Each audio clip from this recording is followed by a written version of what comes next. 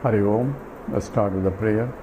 Om Samasta Jana Kalyane Nirartam Karunamayam Namami Chinmayam Devam Sadgurum Brahma Vidwaram Vasudeva Sutam Devam Kamsa Chanura Mardanam Devaki Paramanandam Krishnam Vande Jagadgurum Tvameva Mata Cha Pita Tvameva Tvameva Bandhuscha Sakha Tvameva Tvameva Vidya Dravidam Tvameva Tvameva Sarvam Amadeva Deva Tvameva Sarvam Urudeva Deva.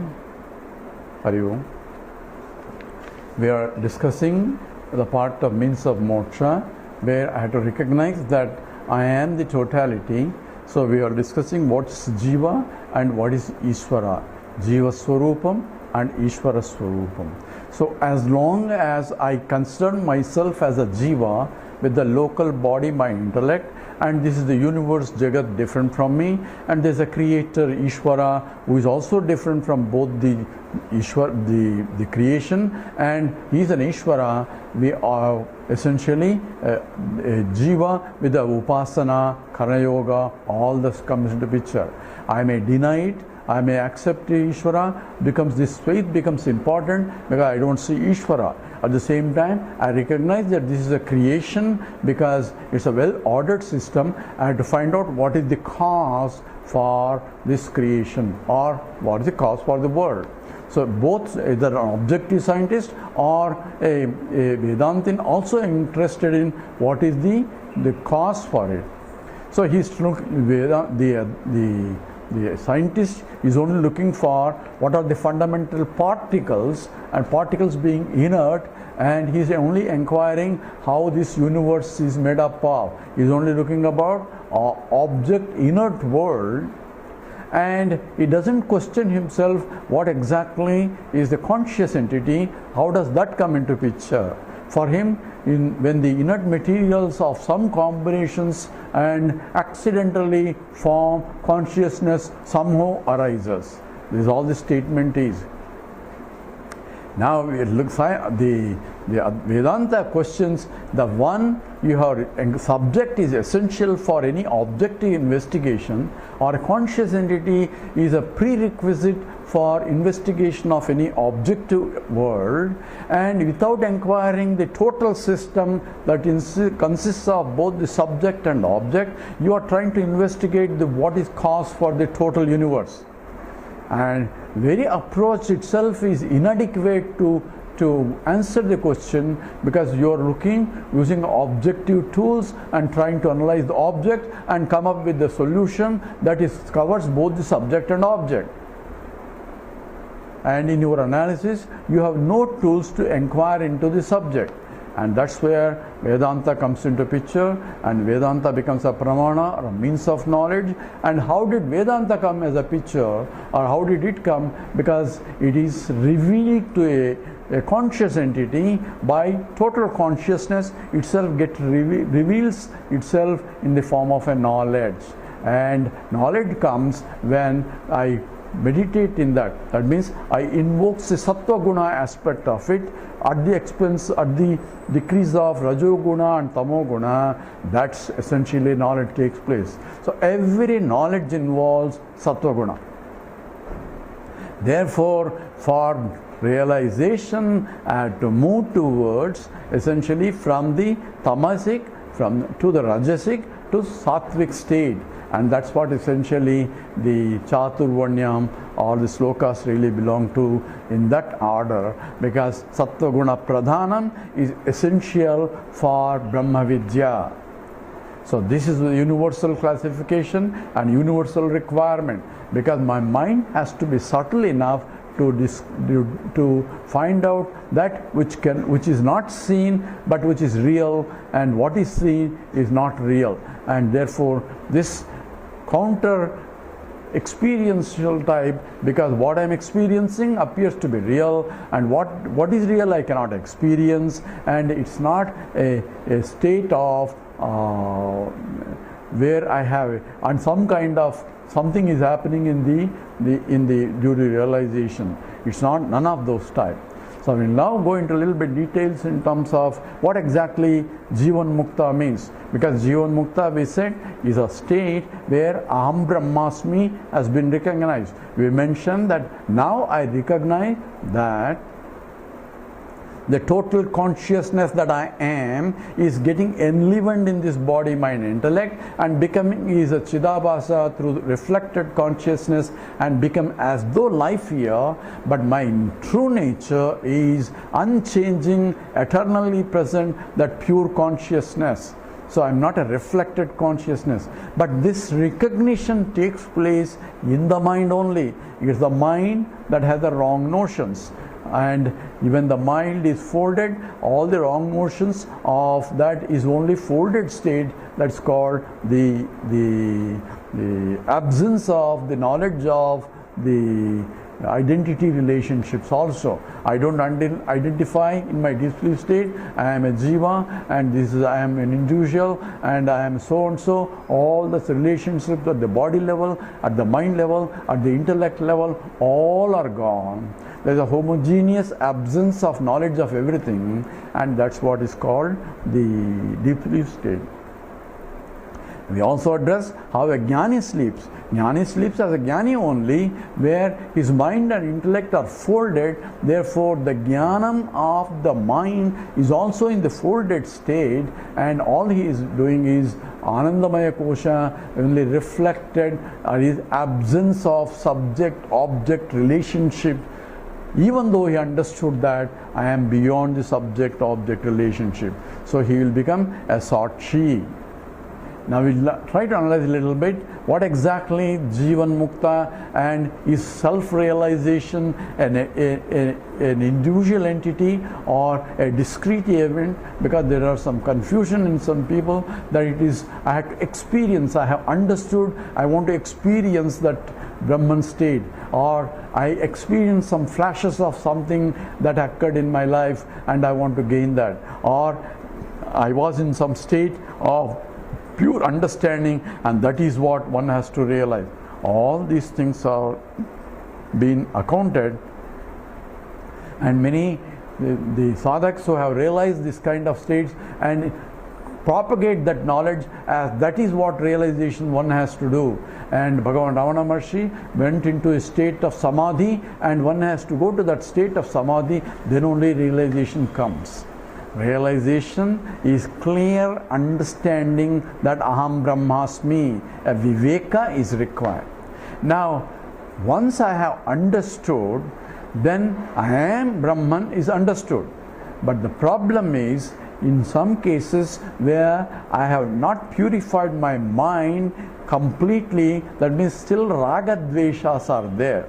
What are the Raga Dveshas? These are remnant vasanas. Now I have lowered down my Raga Dveshas, so the Tamasic and Rajasic have calmed down in this at the expense of my Sattvic.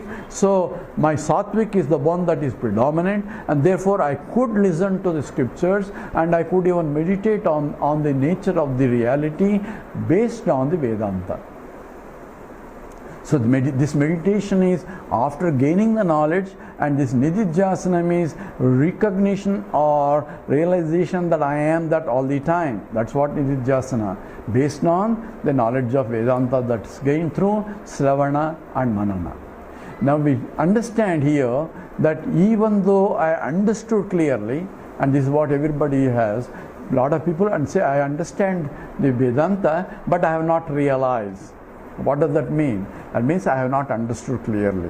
Why? Because realization is understanding, and also realization involves knowing that there is nothing more to understand. It means nothing more to do, because I am that. So when I am that, it is what J. Krishnamurti calls it, it is an understanding as a fact and not just as a thought. And this is what is called aparoksha jnanam. It is not a paroksha jnanam or pratyaksha jnanam. It is aparoksha jnanam. It means aparoksha means not pratyaksha. Paroksha is indirect, so it's not indirect. So not indirect, at the same time not pratyaksha also, but it is something that because of which I can see myself as I am. So when is that I have to know that I am? I am all the time I am. All I have to do is I am taking what I am not as I am. And because when I take what I am not as I am having attachments. Attachment to body level, mind level and intellect level. So whenever I have this raga dveshas are there, that means the likes and dislikes are there. They are still lingering likes and dislikes, and because of that I am not completely jnana-nishtha, or what Bhagavan Ramana calls it, Brahmanishta. So that Brahmanishta means abiding in the knowledge. That abiding in the knowledge comes slowly. It's not a discrete event. There is no flash of something. There is no sudden things happening. It's not in the realm of time, because we are going beyond the realm of time. Because the time itself is I am being conscious of. So this is similar to going to sleep. How do I go to sleep in the deep sleep state? You say, when I will go? When I am going to sleep, I will not know when I enter into deep sleep state. I glide into that state. Now, is this some kind of gliding? It's not some state, even though it is defined as the fourth state of consciousness. It is that which pervades in all these three states. Therefore, Chaturtham Manyante. It's called Chaturtham. It's called fourth state. So, therefore, realization is not a discrete event, but it is the removal of the ragadveshas, and ragadveshas can never be removed as long as the body, mind and intellect is there. All these things have to be clear. So ragadveshas will be still lingering to a subtler and smaller entities as long as the body, mind and intellect is there.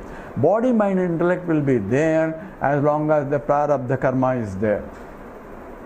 Therefore, a Jivan Mukta is the one who still, as though living in the body, mind and intellect, at the same time understood that I am, clear understanding without any doubt that I am Brahmasmi.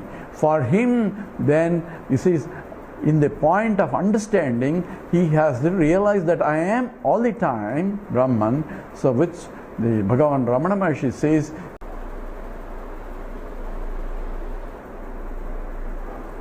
continuing because of the internet breaking. So we are analyzing the Bhagavan Ramana Maharshi's statement in the Upadesasara. He says, Ahami Nashabad Jahamahantaya Spurati Hrutswayam Paramapurna Sat. So it says, Ahami Nashabad. When the individual ego I has dissolved, Nasha means understood that I am not this, is understood, that is gone. That means misunderstanding is gone. Ahami Nashabad. Aham taya.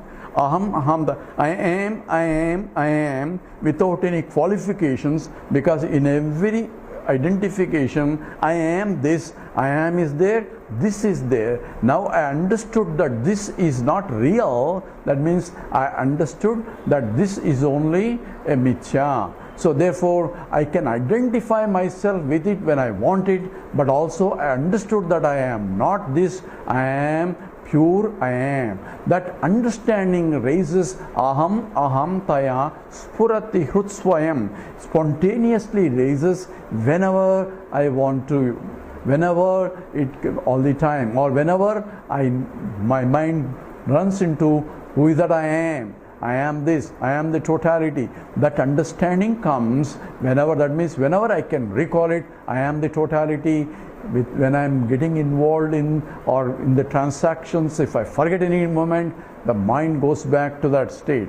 So this is aham taya spurati hrutsvayam, in the core of my personality, that I am raises, and that I am is paramam, Purnam and Satswarupam. Parama Purna Sat.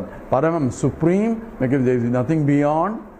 Purnam, it is complete, that means Aham Brahmasmi, and Sat, and it's of the nature of Satswarupam, existent consciousness. Existence includes both the inert as well as the conscious entities, all included in the transactional world. I am that which pervades the whole universe itself, and that is what is essentially what Bhagavan Ramana Maharshi also says. For that, I need to have complete raga dveshas have to be lowest. I cannot completely zero that. because thermodynamically no 100% purity possible. I cannot make any metal 100% pure. I can talk about 99.9999 and so on of purity of even gold also. Therefore, the impurity is always lingering there, but it becomes smaller and smaller and smaller as I abide in it. Because of, even though I have a jnanam which eliminated the avidya, the ignorance, but jnana janya, the ajnana janya vasanas are still there. The karmas are still there, therefore they will be still coming as ragadveshas, because there is a remnant vasanas that is still coming as likes and dislikes at the local level. Suppose a jnani goes to a buffet, what does he select? He doesn't select randomly anything. He selects only what he likes. Therefore, the likes are being expressed.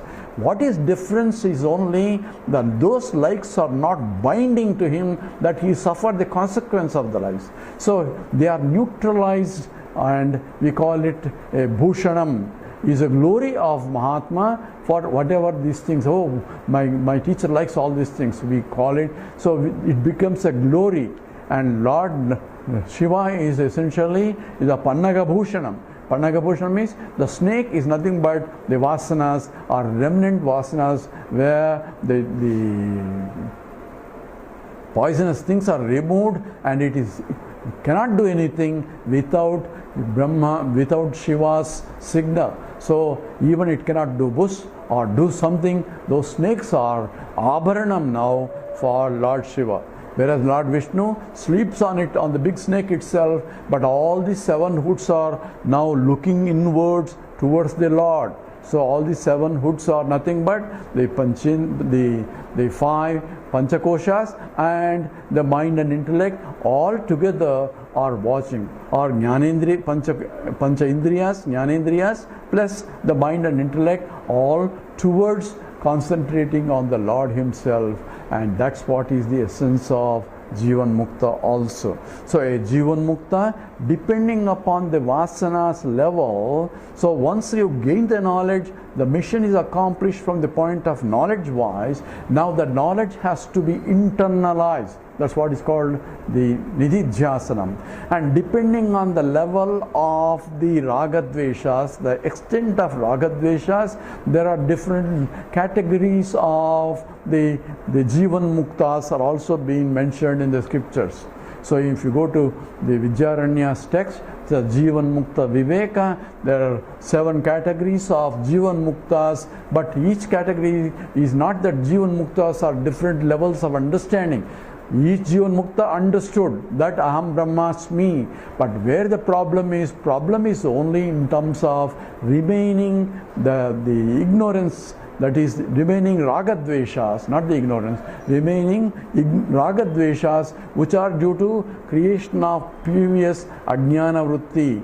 So it is like, even though I know it is a rope now, it was a snake, but the heartbeat and the blood pressure, it takes some time for it to go down. So the effects of the ajnanam, effects of superimposing there something other than, effects of superimposing a snake where the rope is, the effects of fear, anxiety, the sweating, the body reactions, all that, it will take time for it to subside.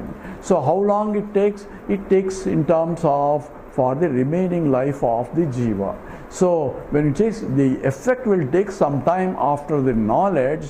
Says how big is the effect? Depends upon what are the remnant things, or how intensely I have been affected in the past. So from the point of my lives of cycles of millions of lives, this is only chanam. It's only a momentary. But at the same time, from the point of this life itself, we say, oh, it's too long, it's taking. Or for the rest of the life of that Jivan Mukta, it will go on at a lower and lower and lower level as the Raga Dveshas get slowly neutralized. This Paramahansa calls this FIR reduction. F means the frequency of the disturbance from the state of understanding, and I stand for intensity of disturbance from the state of understanding, and R, the recovery time from that state of understanding goes slowly down and down as one slowly abides. These called pratibandhas for jnana nishtha. And that's why I have to spend my whole life now, once I have understood the Vedanta. So from then on, the study of Vedanta itself is a meditative process to get firmly abiding in that, or teaching or writing or do anything and propagating any, or loka kalyanam, doing performance for the benefit of the totality, because totality is my own benefit now, because I am the total. Having understood, I can still occupy the local body, mind, intellect and perform, and that becomes essentially a model for other people, and also a teacher for those who are sincere seekers. And Krishna says that vidhi pranipatena pariprasnena sevaya upadesyanti te jnanam. So when somebody approaches with that understanding, that out of pure compassion, the Lord himself is taking this jnani's body, because Aham Brahmasmi understood that Aham Brahma is now taking a local jiva aspect and teaching the teaching itself. So all that is interesting. That's why we Guru Stotram, Guru Brahma, Guru Vishnu, Guru Devo Maheshwara, Guru Sakshat Parabrahma, Tasmai Sri Gurave Namah. So that is Parabrahma. That means he understood.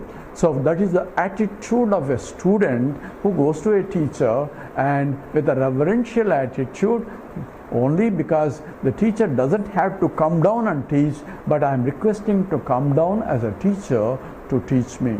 So a jnani, depending upon the BMI, if the capability of his previous samskara, he can teach. If a jnani has gone through a particular yoga, he can teach and realize the totality. He teaches that jnanam that he has learned, and we have different types of teachers, each teaching a bhakti part, a vijnana part, a jnana part, and some Vedanta part. All different varieties of teachers are available, only because each one, the sadhana time, he has gone through that sadhana.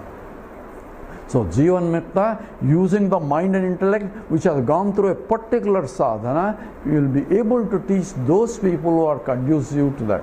So Bhagavan Ramana Maharshi, he was teaching in silence, because that's the one he has developed himself in that, and recognized that I am consciousness entity in the presence even when it is mind is silent.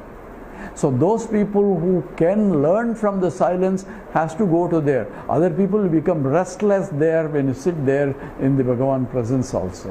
Whereas the other people who says, I want a critical analysis, a logical analysis, I cannot understand this, I need unless it's logical, and those people, there are teachers who are gone through that sadhana can only teach that kind of knowledge. And people who have complete faith and no logic is required, if the teacher says that is true, therefore it is true. So if you read the history of Bhagavan, the Nisargadatta Maharaj, he was a pan bidi wala, yet the teacher told him, you are that, not this. And with the full faith in the teacher's word, and the faith followed by the commitment to recognize that I am that, is what is required. That is essentially mumutshutvam, and as a subtle intellect developed, and that's enough to do the discriminative analysis to recognize and I am that. So depending upon the sadhak, depending upon the samskara that one has gone, at different types of